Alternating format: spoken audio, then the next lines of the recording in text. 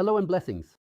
We continue with the fascinating study of the second chapter of the book Brit Shalom, which unfolds before us the fundamental principles of halakhic ruling for the children of Noah.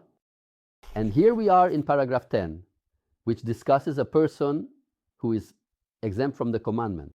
Who can be exempt from the commandments? A small child is exempt, and also a madman. What is called a shote janautu is also exempt.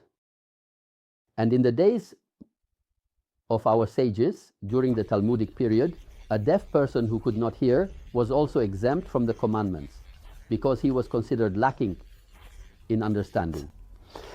But here, there is a change due to technological advancements. Here I am reading from the text, a deaf mute from birth, meaning a person who, from the moment of birth, cannot hear or speak. And anyone who is not of sound mind, that is, for example, madmen or small children, are exempt from the commandments. But in our times, even a deaf mute is considered of sound mind. Today, technology allows communication with the deaf and mute, and thus they are considered of sound mind. And they are, of course, obligated to observe the commandments. Now, a question arises in paragraph 11, a very significant paragraph.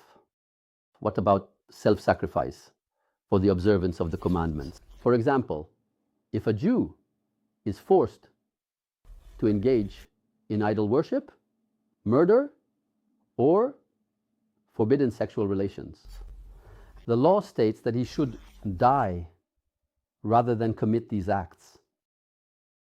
But for other commandments, for example, if he is forced to steal or be killed, he should steal rather than be killed. What is the ruling for the descendants of Noah? The law states the descendants of Noah are not obligated to sacrifice their lives to avoid transgressing their commandments, except in the case of murder. That is, if a descendant of Noah is told to murder or be murdered, he must indeed not murder, even at the cost of his life. But regarding other commandments, he is not obligated.